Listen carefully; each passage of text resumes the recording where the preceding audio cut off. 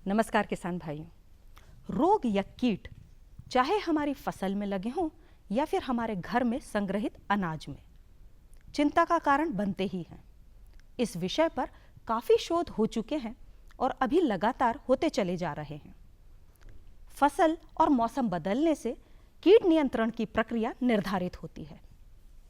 आज के अंक में हम जानेंगे कि फल सब्जियों में रोग नियंत्रण किस प्रकार से किया जाए। लेकिन इन सबसे पहले खेती खबरी से जुड़े समाचार देखने का समय हो चला है।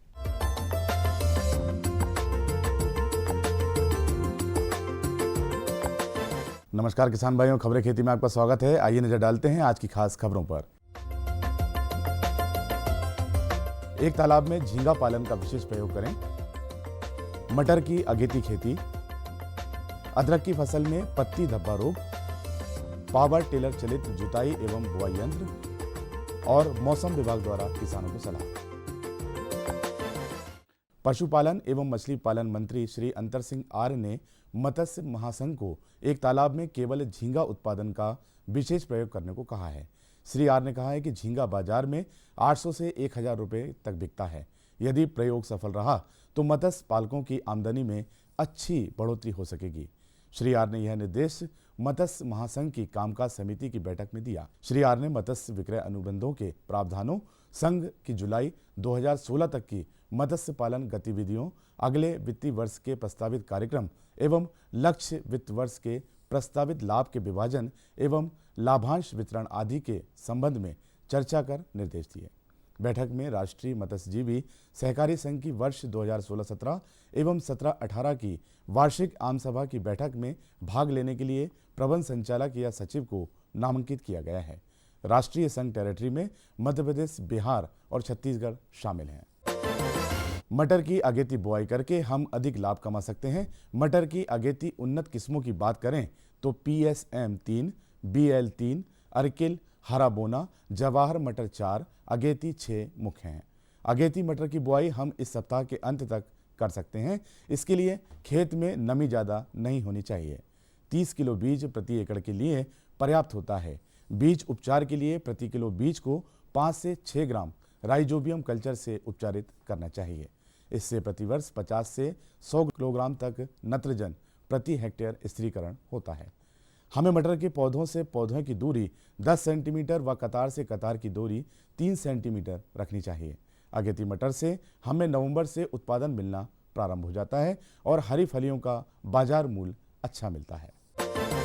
अदरक की फसल में पत्ती धब्बा रोग। अदरक की फसल की यह अवस्था पौध संरक्षण की दृष्टि से बहुत महत्वपूर्ण है। इस मौसम में अदरक की फसल में अनियमित सफ़ेद रंग के काले किनारे वाले धब्बे पत्तियों पर दिखाई देते हैं। पत्तियों के किनारे भूरे हो जाते हैं। प्रकोप अधिक होने पर पत्ते पीले पड़कर मुरझा जाते हैं। ऐसी स्थिति में किसान रोगी पत्तियों को खेत से तोड़कर नष्ट कर दें तथा कॉपर ऑक्सीक्लोराइड ब्लाइटॉक्स 50 ग्राम दवा की 30 ग्राम मात्रा को 10 लीटर पानी में घोल बनाकर छिड़काव करें। यदि आवश्यकता लगे तो 10 दिन बाद पुनः एक और छिड़काव करें। पावर टिलर चलित जुताई एवं बुआई यंत्र। खेत तैयार करने तथा साथ साथ बीज एवं उर्वरक की बुआई करने के लिए 10 से 12 हॉर्स पावर का यह पावर टिलर कृषि अभियांत्रिकी संस्थान भोपाल द्वारा विकसित किया गया है। यह गेहूं, चना, सोयाबीन आदि के लिए मध्यम तथा भारी मिट्टी में बुआई के लिए उपयुक्त है। मौसम विभाग द्वारा किसानों को सलाह दी गई है कि टमाटर, मिर्च के पौध को सहारा देने हेतु तार से बांधें। टमाटर, मिर्च, बैंगन, भिंडी, गोभी आदि में सिंचाई उपरांत अनुशंसित उर्वरक की मात्रा दें। रस चूसक कीट की रोकथाम के लिए थायोमिटिक्सम या इमिडाक्लोप्रिड दवा 0.35 से 0.45 ग्राम लीटर का छिड़काव करें। फल छेदक कीट के नियंत्रण हेतु ट्राइजोफास दवा 2.0 मिलीलीटर का छिड़काव करें। तो किसान भाइयों, आप देखिए मंडी भाव और मुझे दीजिए आज्ञा। नमस्कार।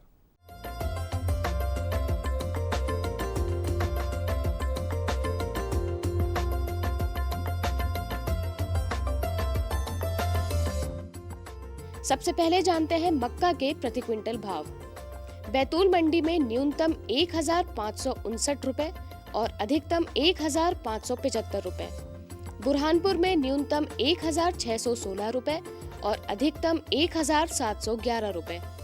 छिंदवाड़ा में न्यूनतम 1560 रुपए और अधिकतम 1,621 रुपए और कटनी में न्यूनतम 1,220 रुपए और अधिकतम 1,250 रुपए रहा।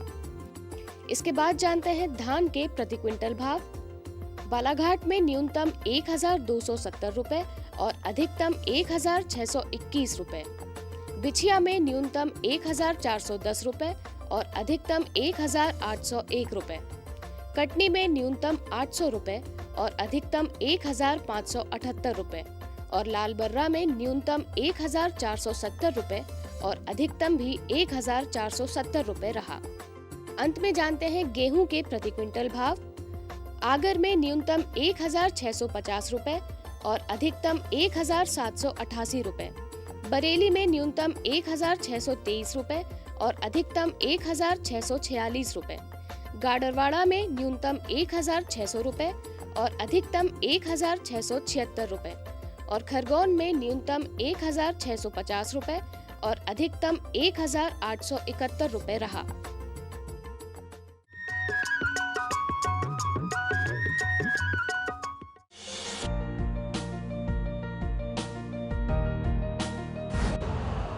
यूरिया का स्वदेशी उत्पादन 70 लाख टन बढ़ाने के लिए 6 उर्वरक संयंत्रों का उद्धार किया जा रहा है।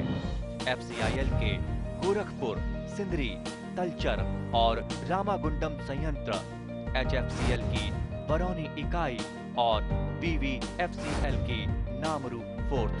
सोने पर सुहागा ये है कि देश में अब बनेगा सिर्फ नीम लेपित यूरिया, क्योंकि इससे होगा किसानों का फायदा ही फायदा। अनाज का उत्पादन 10% तक बढ़ेगा। बढ़ेगी 10 से 15% नाइट्रोजन क्षमता। अरे सुन तो।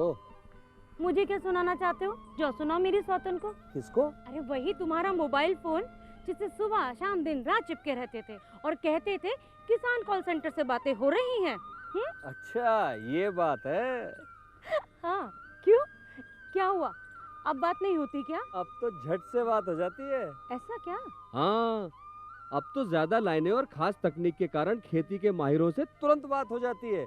और अगर कभी लाइन व्यस्त हो तो अपनी समस्या फोन पर रिकॉर्ड करा दो, वहाँ से फोन आ जाता है और समस्या की हल का मैसेज भी आ जाता है। ये देखो आ गया। अरे वाह, इसका मतलब इंतजार की घड़ी अब खत्म। हाँ, तभी मैं सोचूं कि आजकल मुझ पर इतना प्यार क्यों आ रहा है।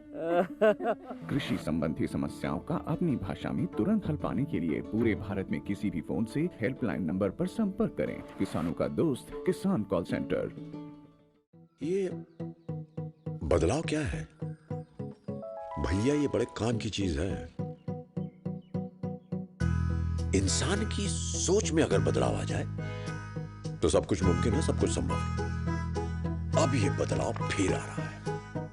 हर सूरत की मुस्कान में वो आपको दिखाई देगा। तो चलिए एक नई शुरुआत करते हैं, कुछ बदलाव करते हैं। दूरदर्शन किसान, एक नया चैनल जहां बातें होंगी बदलाव की और आपके कल की बेहतर शुरुआत की। छेड़ो बातें बदलाव की।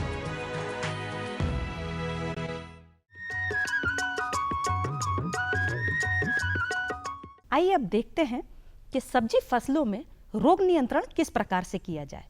इस विषय पर और जानकारी दे रहे हैं कृषि वैज्ञानिक डॉक्टर उपेश पटेल। बैगन की बात करें, हम बात करें टमाटर की बात करें, इन दोनों फसलों पे या भिंडी की बात करें, इनमें तना बेधक कीट लगता है जिसके कारण तना सूखता है। अगर आप किसान भाई देखें, ये बैगन का पौधा है, इस पौधे में आप देखें ये पूरा पौधा अच्छा है लेकिन ये टहनी पूरी सूखी हुई, ऊपर से सूख रही है। ये कीट है तना बेधक कीट, तना व फल बेधक कीट। पहले शुरुआत अवस्था पे ये तने पे अटैक करता है। जैसे इस पौधे में फल आता है, फल पे अटैक शुरू हो जाता है। फल में छेद होते हैं, अंदर इल्ली होती है और जब इस फल को किसान बाजार लेके जाता है तो इसका रेट अन्य फसलों की तुलना पे, अन्य उत्पाद की तुलना पे बहुत कम प्राप्त होता है। अब इसके प्रबंधन के लिए किसान लगातार प्रयास करता है। इन कीटों के प्रबंधन के लिए किसान दवाओं का इस्तेमाल कर रहा है, फिर भी ये कीट का प्रबंधन नहीं होता। किसान भाई यहाँ पे ये आवश्यक है कि दवा डालने से पूर्व सबसे पहले हम सुनिश्चित करें कि कीट से जो ग्रसित भाग है पौधे का, चाहे वो तना हो या फल हो, इनको यहाँ से काट के, जैसे तना ग्रसित हैं इसको यहाँ से काट के अलग कर लें और इसको फेंकना नहीं है, इसको एक पन्नी में एक कपड़े की थैली पे इकट्ठा कर लें और इकट्ठा करने के बाद इसको ज़मीन में दबा दें। जब इसको दबा देंगे और इसके बाद इन फसलों पे दवा डालें, चाहे वो भिंडी की बात करें, टमाटर की बात करें, बैगन की बात करें, जहाँ पे भी तना बेधक कीट का अटैक हो, तना या फल बेधक कीट का अटैक हो या फल बेधक कीट का अटैक हो, सर्वप्रथम हमें सुनिश्चित करना है कि कीट से जो ग्रसित पौधे का भाग है इसको इकट्ठा करें और इकट्ठा करके नष्ट करें। इसके उपरांत हम अगर दवाओं का इस्तेमाल करेंगे तो फसल को फ़ायदा होगा, कीट का प्रबंधन होगा। दवाओं में हम प्रोपेनोफास की बात करते हैं 50 सीसी की, इसकी 300 से 400 ml मात्रा 1 एकड़ के लिए पर्याप्त है। हम ट्राइजोफास का इस्तेमाल करा सकते हैं जिसकी 300 से 400 ml मात्रा 1 एकड़ के लिए पर्याप्त है। हम क्विनालफास का इस्तेमाल करा सकते हैं जिसकी 500 से 600 ml मात्रा 1 एकड़ के लिए पर्याप्त है। इन दवाओं का इस्तेमाल करें, इस कीट का प्रबंधन होता है। दूसरा एक कीट की मैंने आपसे बात की कि एक कीट ऐसा लगता है, दीमक की बात करें या सफ़ेद गिडार की बात करें या कटुआ इल्ली की बात करें, ये कीट कुछ ऐसा है कि ज़मीन के अंदर रहते हैं और ज़मीन की अंदर जो जड़ें हैं उन जड़ों को क्षति पहुंचाते हैं। ये जो जड़ें हैं ज़मीन के अंदर रहती हैं इनको क्षति पहुंचाते हैं। जब इनको क्षति पहुंचाते हैं तो पौधा अपने आप से सूखता है। इसके साथ साथ खासकर आलू फसल की बात करें जहाँ सफ़ेद लट कीट का प्रकोप होता है, सफ़ेद गिडार का प्रकोप ज़्यादा होता है, वो करता क्या है, आलू का जो ट्यूबर होता है, कंद होता है, उस कंद को छेद कर देता है, जिसके परिणाम स्वरूप आलू फसल का उत्पादन कम हो जाता है। इन कीटों के प्रबंधन के लिए हमें शुरुआत से ही प्रयास करने हैं कि जब हम दवा डालें या बोनी करें उससे पहले हम क्लोरोपारीफास 8 से 10 किलोग्राम प्रति एकड़ की दर से छिड़काव करें। किसान भाइयों, रस चूसक कीट बहुत महत्वपूर्ण है, चाहे वो मक्खी हो या सफ़ेद मक्खी हो या एफिड हो, जैसिड हो। ये कीट जितना रस चूस के नुकसान नहीं पहुंचाते, खासकर सफ़ेद मक्खी, उससे ज़्यादा नुकसान ये विषाणु जनित रोगों या अन्य रोगों को का फैलाव करते हैं, उससे कारण नुकसान होता है। आवश्यकता इस बात की है कि इन कीटों का प्रबंधन हो। इसके लिए आवश्यक है कि जब हम फसल की बुआई करें तो बीज को हमारा थायोमिथाक्जाम जो कीटनाशक 70 WS का इससे उपचारित कर लें 3 ग्राम मात्रा 1 किलो बीज के लिए, या हम इमिडाक्लोरपिड की बात करें जो 48% का आता है जिसकी 1.25 ml मात्रा 1 किलो बीज के लिए पर्याप्त है, इससे उपचारित करके बोनी कराएं। दूसरा, जब हम बुआई कर रहे हों तो खेत में कार्बोफ्यूरान 8 किलोग्राम प्रति एकड़ की मान से इसको फेंकवा दें और पीछे से बुआई या ट्रांसप्लांटिंग कराएं, रोपण कराएं, जिससे इस कीट का प्रकोप कम होगा। और खड़ी फसल पे जो अंतःप्रवाही कीटनाशक हैं, चाहे इमिडाक्लोरपिड 70.8 SL की बात करें जिसकी 80 से 100 ml मात्रा 1 एकड़ के लिए पर्याप्त है, या थायोमिथाक्जाम 25 WG की बात करें जिसकी 50 ग्राम मात्रा 1 एकड़ के लिए पर्याप्त है। इन कीटनाशकों का हम छिड़काव 10 से 12 दिन के अंतराल पे सुनिश्चित कराएं, 2-3 छिड़काव सुनिश्चित कराएं, जिससे इन कीटों का प्रकोप कम होगा। जब कीटों का प्रकोप फसल पे कम होगा, कीट का प्रकोप कम होने से फसल की बढ़वार अच्छी होगी, उत्पादन किसान भाइयों को अच्छा प्राप्त होगा, बाजार मूल्य भी अच्छा मिलेगा। मेरा मानना है कि किसान भाई इन सब बातों को अपनी खेती में अपनाएगा और जब खेती में अपनाएगा तो उत्पादन अच्छा प्राप्त होगा। खासकर रोगों में मैं एक बहुत महत्वपूर्ण रोगों की बात करूँ, आने वाला फसल हमारा मुख्य रूप से अगर बात करें तो झुलसा रोग बहुत खतरनाक है, चाहे वो आलू की बात करें, टमाटर की बात करें या फिर हम प्याज की बात करें या लहसुन फसल की बात करें। इन झुलसा रोग के प्रबंधन के लिए हम फफूंदनाशक दवा कार्बेंडाजिम प्लस मैंकोजेब, इसकी 400 ग्राम मात्रा 1 एकड़ के लिए पर्याप्त है, इसका छिड़काव करा दें तो इन रोगों का प्रकोप कम होता है। एंथ्रेक्नोज एक और गंभीर समस्या, खासकर मिर्च फसल पे एंथ्रेक्नोज का प्रकोप ज़्यादा होता है। इस रोग के प्रबंधन के लिए जो हमारे पास फंजीसाइड फफूंदनाशक हैं, कार्बेंडाजिम है, इसका इस्तेमाल करें, 0.1% का छिड़काव करा दें तो ये रोग एंथ्रेक्नोज का प्रकोप भी कम हो जाता है, फसल हमारी अच्छी होती है। चाहे सोमेक्जानिल प्लस मैंकोजेब की बात करें, इसका भी हम छिड़काव करा सकते हैं। मेरा अंत में सभी किसान भाइयों से अनुरोध है कि जब भी हम सब्जी फसल पे दवा का इस्तेमाल करें, कोशिश करें कि 10 से 1 सप्ताह का कम से कम बेटिंग पीरियड हो। बेटिंग के पीरियड ऐसे कि अगर आज हमने दवा डाली है तो कम से कम 1 सप्ताह बाद उस फसल की तुड़ाई करें और उस तुड़ाई की हुई फसल को बाजार पे ले जाएं, जिससे दवा का असर उस उत्पाद पे कम होगा, उस फल पे कम होगा और जो उपभोक्ता उसका उपभोग करेगा वो भी शारीरिक रूप से स्वस्थ होगा। तो इस बेटिंग पीरियड को जरूर हमारे किसान भाई थोड़ा सा अपनाएं। पुनः अनुरोध है कि जब दवा हम डालें, बेटिंग पीरियड अपनाने का है कि जब दवा हम इस्तेमाल करें उससे पहले हम जितने भी परिपक्व फल हैं उनको तोड़ के अलग कर लें तो अगला फल हमें 5-6 दिन बाद मिलेगा। मेरा मानना है कि इन सभी बातों को किसान अपनी खेती में अपनाएगा, सब्जियों में कीट व रोग का प्रकोप कम हो पाएगा। जब रोग प्रकोप कम होगा तो उत्पादन अच्छा प्राप्त होगा, गुणवत्तापूर्ण उत्पादन प्राप्त होगा, बाजार मूल्य अच्छा मिलेगा और उससे लाभ होगा।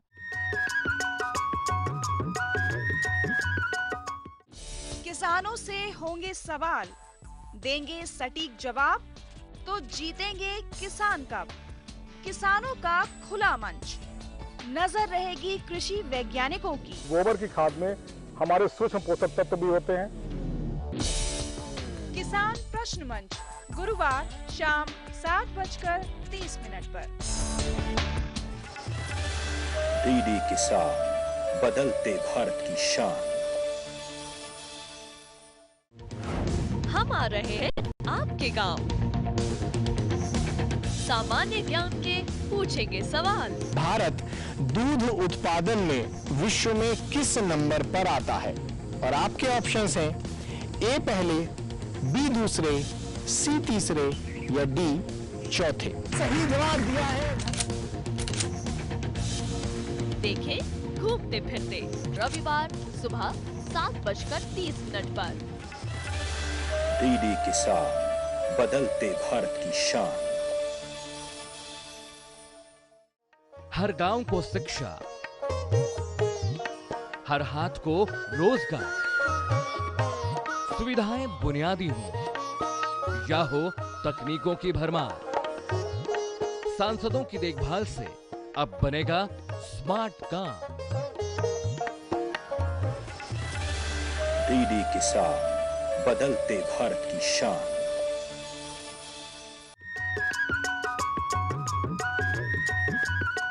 कृषि फसलों में जल विलय उर्वरकों का कितना महत्व है और इसको किस प्रकार से उपयोग में लाना चाहिए, ये जानकारी होना बहुत ज़रूरी है, क्योंकि जब आप इसे अमल में लाएंगे तो इसमें कुछ त्रुटि या कमी न होने पाए।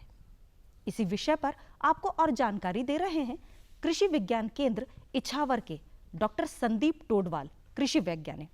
तो आइए आपके साथ मैं भी देखती हूँ ये कार्यक्रम। पानी में घुलनशील उर्वरकों की हम जो बात कर रहे हैं, ये क्या रहते हैं?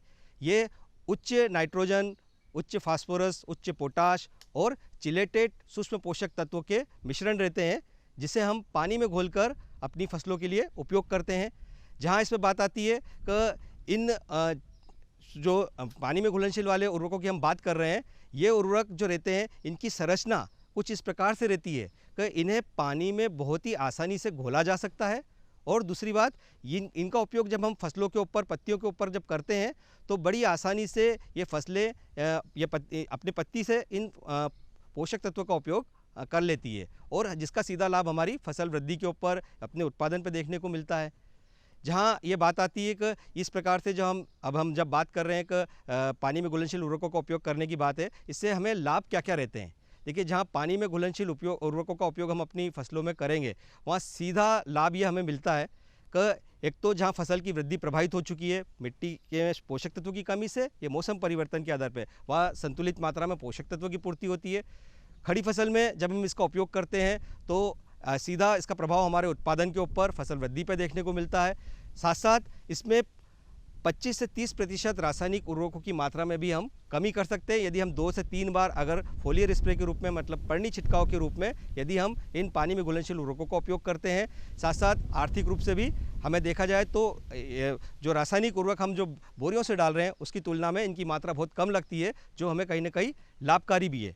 तो इसमें देखिए, जहाँ किसान भाइयों, इन उर्वरकों की जब हम चर्चा कर रहे हैं, इसमें कौन कौन से पानी में घुलनशील उर्वरक जो बाज़ार में उपलब्ध रहते हैं, इसके अंदर 19-19-19 NPK जिसमें रहता है, और NPK 18-18-18, NPK 13-0-45, NPK 0-52-34, NPK 0-0-20, NPK 0-0-50।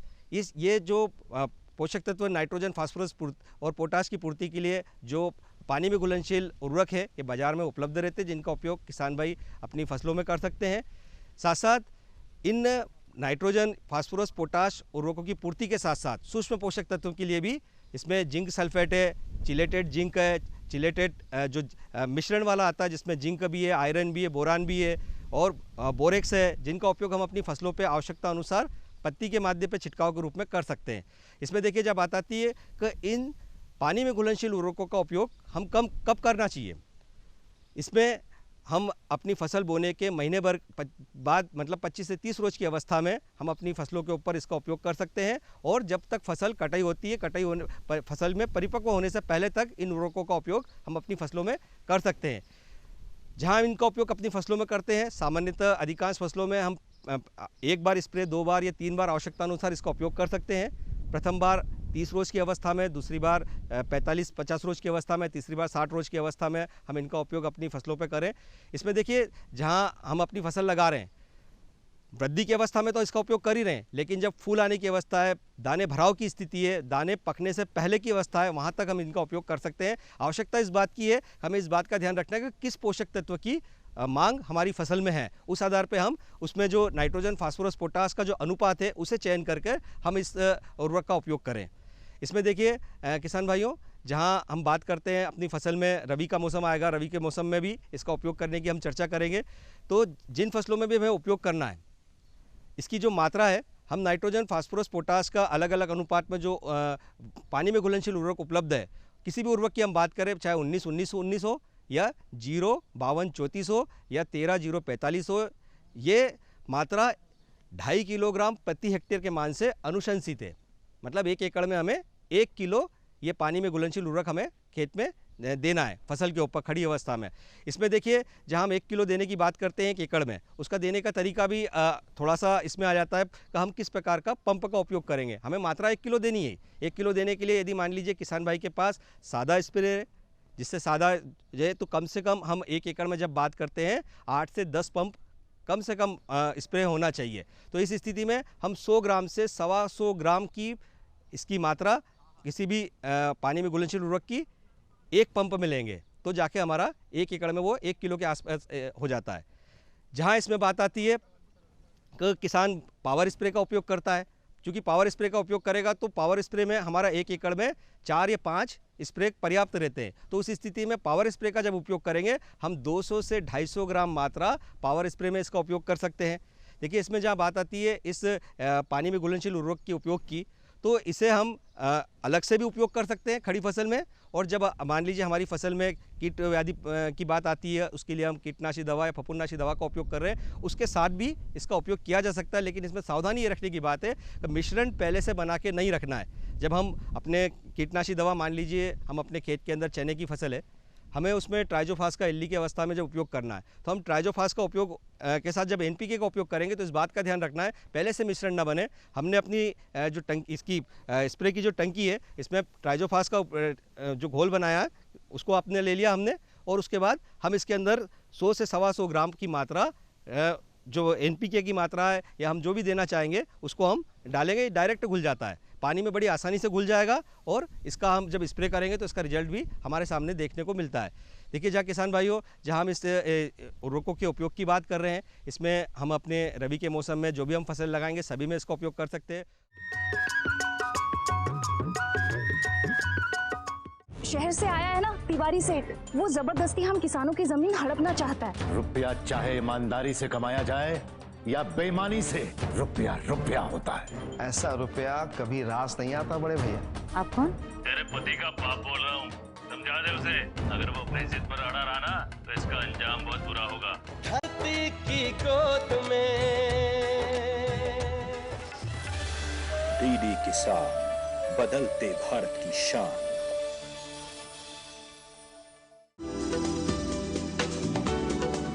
कौन जाने कब क्या होगा, मॉनसून का मिलेगा साथ या दिखाएगा बेरुखी, बादल गरजेंगे या बरसेंगे भी। ना हो परेशान, क्योंकि हम बताएंगे बदलते मौसम के पल पल का हाल। देखिए मौसम खबर सोमवार से शनिवार सुबह 8:30 पर। डीडी किसान, बदलते भारत की शान।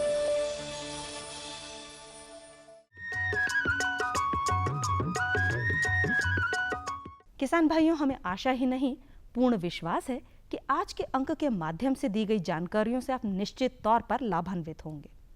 फिर भी आपके मन में कोई प्रश्न या जिज्ञासा हो, या फिर कोई किसान भाई अपनी सफलता की कहानी हम तक पहुंचाना चाहे, तो पत्राचार करना ना भूलिएगा। पत्राचार करने के लिए हमारा पता नोट कर लीजिए।